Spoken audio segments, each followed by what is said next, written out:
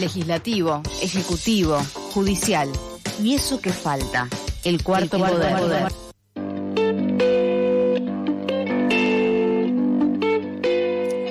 La Auditoría General de la Ciudad de Buenos Aires es un organismo de control que analiza cómo el gobierno porteño aplica las políticas públicas y si cumple o no las leyes vigentes.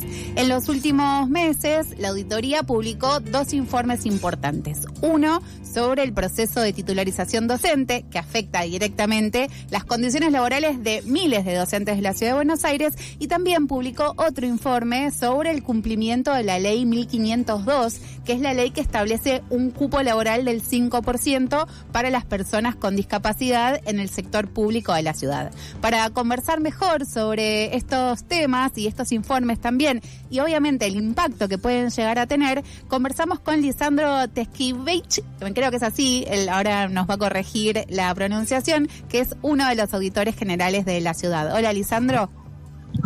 Hola, Natacha, y un saludo a toda la audiencia. Muchas gracias por la comunicación. ¿Tu apellido es Teskivich o Teskiviech? Teskievich, pero bueno, estuvimos mi cerca. apellido es como sale. Ok.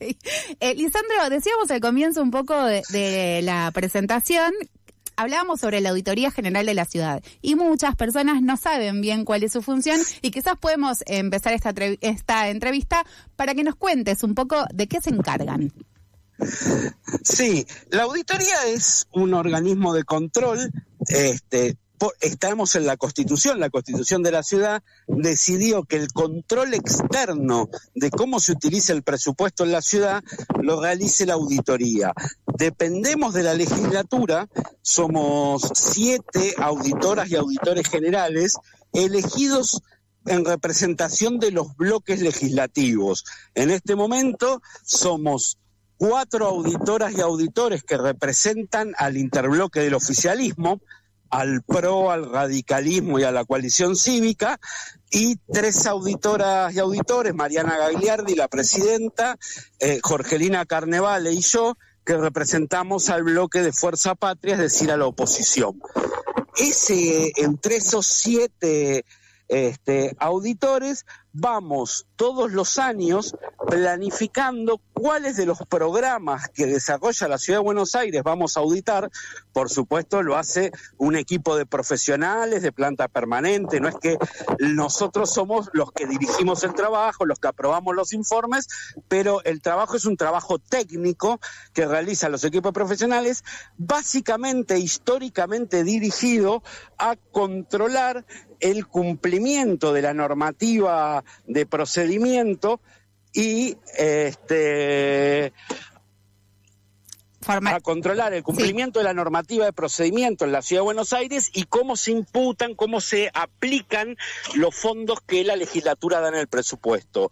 Nosotros venimos en esta gestión, segundo mandato de Mariana Gagliardi como presidenta, y que hemos logrado incrementar la participación de la oposición en la auditoría, intentando con mucha fuerza dar un giro en un sentido que están teniendo todas las auditorías internacionalmente, de empezar a auditar también la efectividad de las políticas públicas. Okay. Es decir, que hay una ley que dice que debe darse vivienda a la población, además de verificar que las licitaciones que hagan sean legales, que no se le pague a quien no se le debe pagar, etcétera, etcétera, poder empezar a auditar si efectivamente se dio alguna vivienda a alguien, ¿no?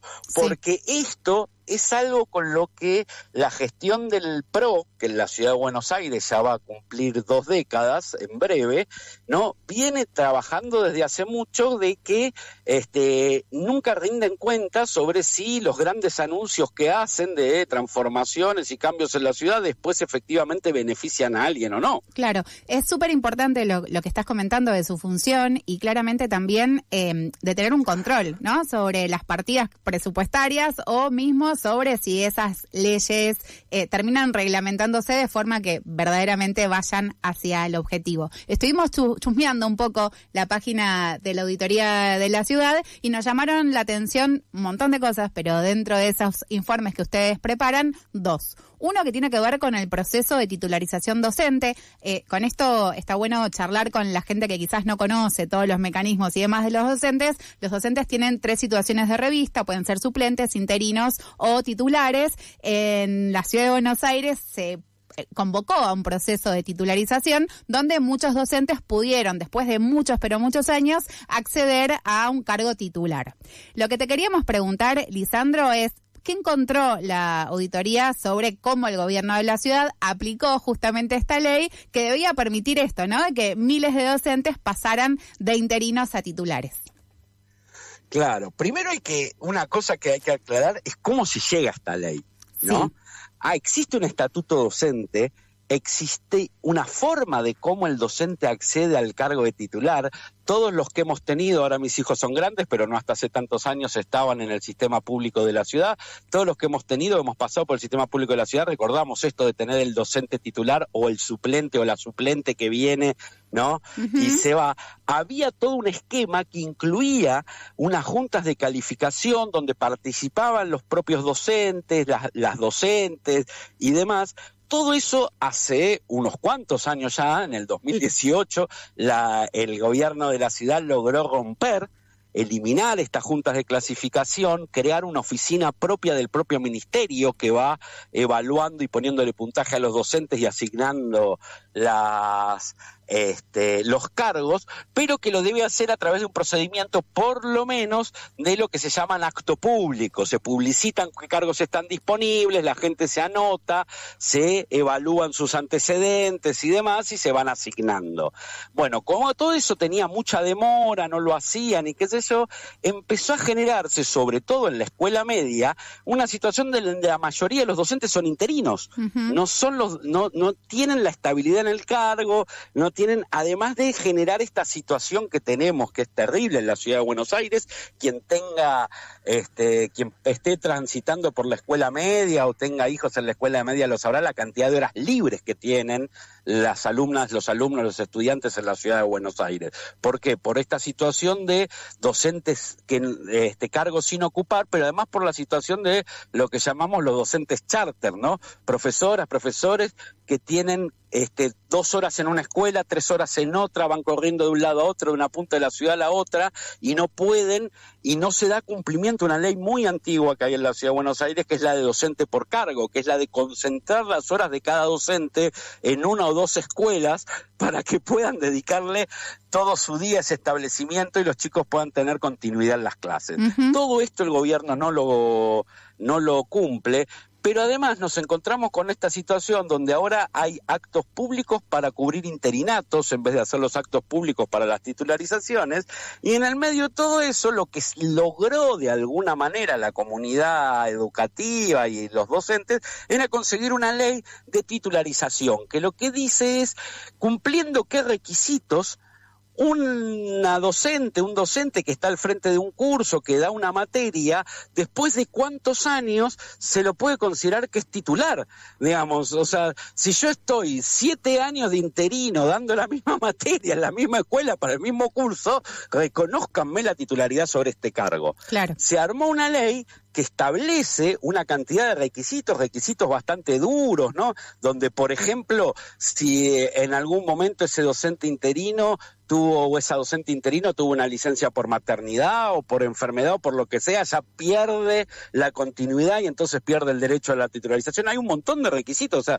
es una ley que efectivamente beneficia a aquella profesora, a aquel profesor que va efectivamente a dar la clase a los chicos y que le reconoce la estabilidad en el cargo. Uh-huh. Lo que hizo el gobierno de la ciudad fue sumar una cantidad de pasos burocráticos donde el propio docente es el que lo tiene que impulsar, no sucede por el solo cumplimiento de los requisitos y demás, y entonces cuando nosotros vamos a ver cómo funcionó la aplicación de esa ley el año pasado, porque la auditoría siempre controlamos con año vencido, ¿no? Uh-huh. El control externo siempre es hacia atrás, ¿qué pasó antes? Cuando vamos a controlar qué pasó el año pasado, nos encontramos con que más de 9.000 profesoras y profesores que tenían las condiciones para ser titularizados no fueron titularizados.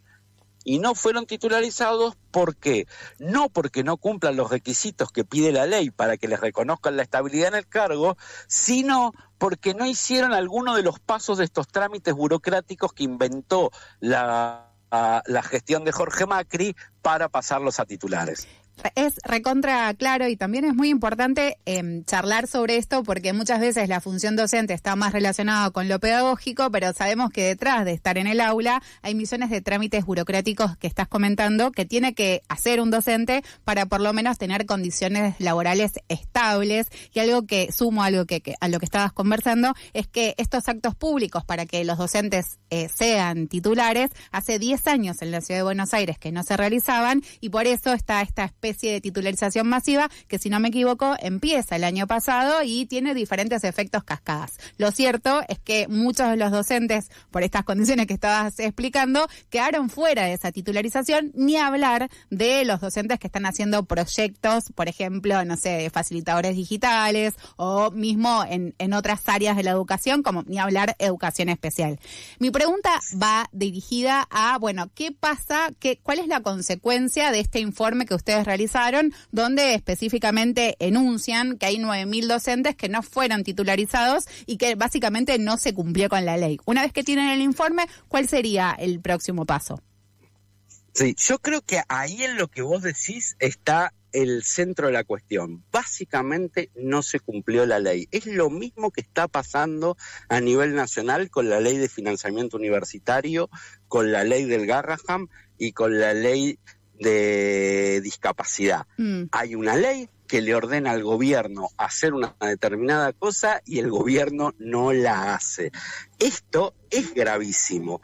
¿Qué pasa con los informes de auditoría? Bueno, el sistema que nosotros tenemos de control externo, que es el de auditoría, es un sistema muy difundido en el mundo, es un sistema pensado para un Estado neoliberal. Nació en la Constitución del 96 en la Ciudad de Buenos Aires. Entonces nosotros lo que hacemos es emitimos el informe. Ese informe se lo remitimos a la legislatura y se lo remitimos al propio Ministerio de Educación y al jefe de gobierno. Y a partir de ahí son ellos los que políticamente deben tomar las decisiones de qué hacer. Pero, nosotros simplemente constatamos que no se cumplió la ley. ¿Son las mismas personas que no cumplen la ley las que les llega el informe y pueden seguir no cumpliéndola? ¿Es algo así?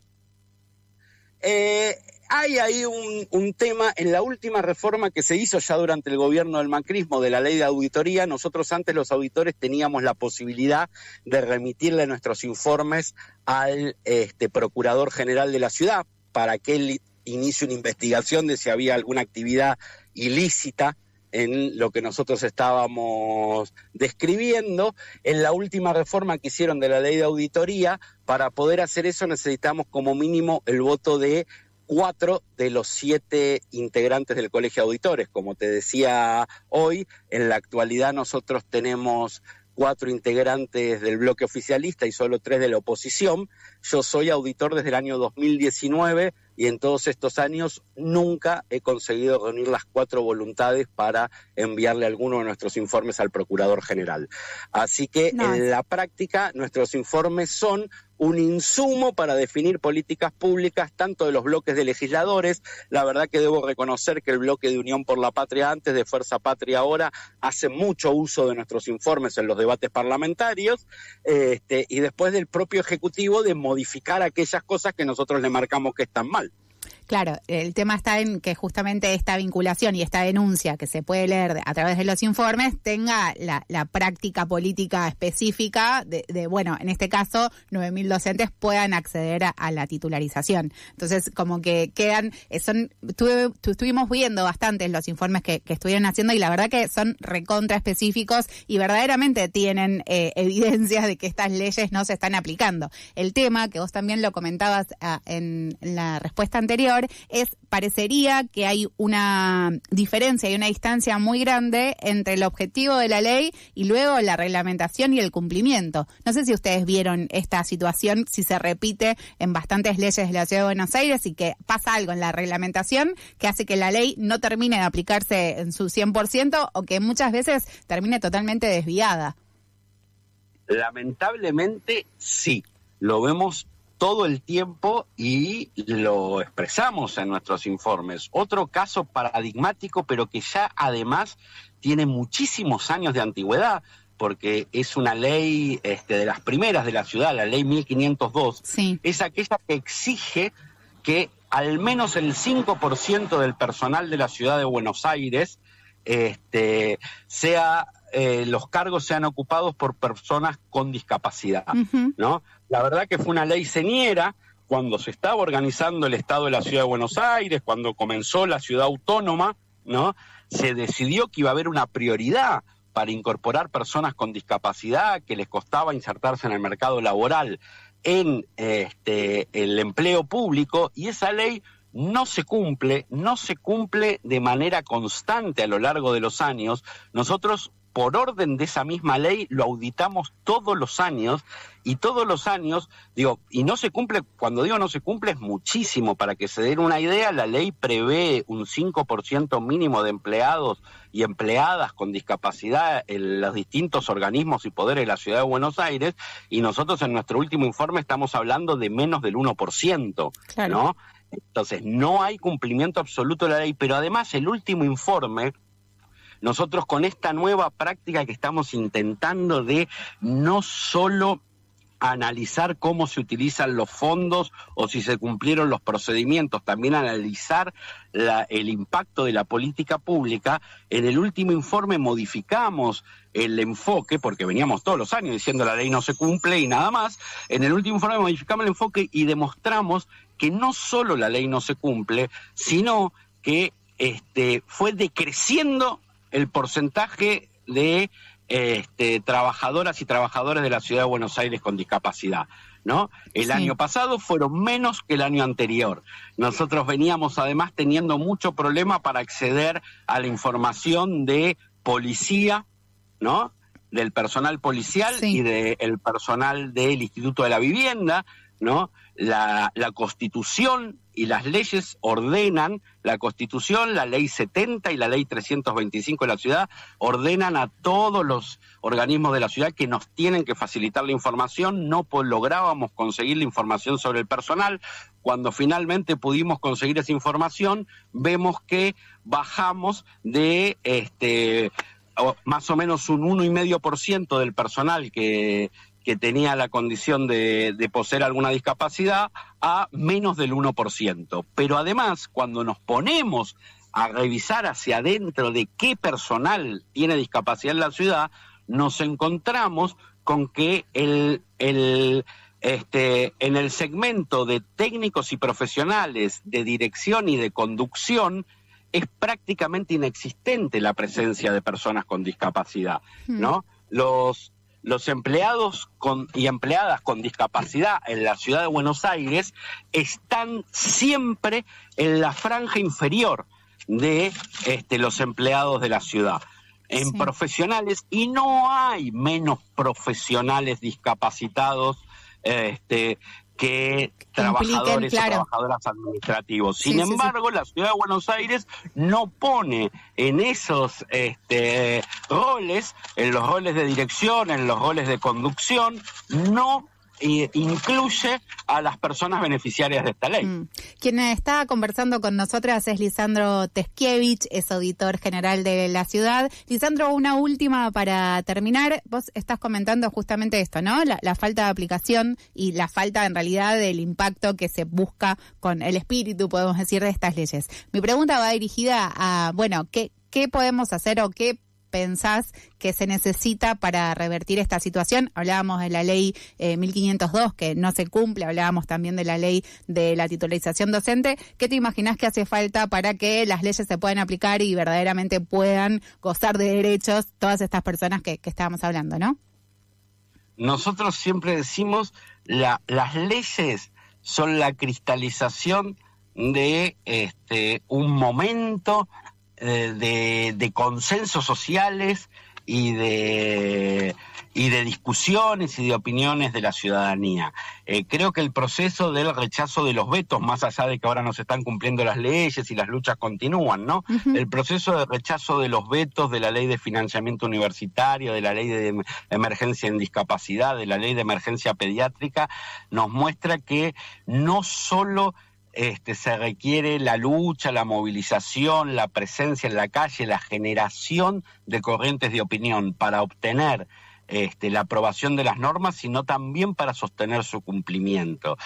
Para nosotros, desde la auditoría, desde el bloque de Fuerza Patria, desde la oposición en la auditoría, poder lograr que nuestros informes tomen estado público, esto que hacen ustedes, que los ciudadanos sepan que existe información oficial que dice que esto está pasando, ya para nosotros es un aporte que podemos hacer a eso, a construir corrientes de opinión que movilicen a nuestra ciudadanía, tras de entender que cuando nosotros decimos que la gestión en la ciudad tiene sus prioridades equivocadas, no estamos hablando de cosas en abstracto, estamos hablando de cosas muy concretas, estamos hablando de que no titularizan a los docentes, estamos hablando de que no se les da los trabajos que por ley debieran darle a personas con discapacidad, estamos hablando de tantos otros informes, como por ejemplo de las más de 1.000 familias que desde el año 2013 todavía no reubican de la vera del riachuelo y están viviendo en un territorio contaminado.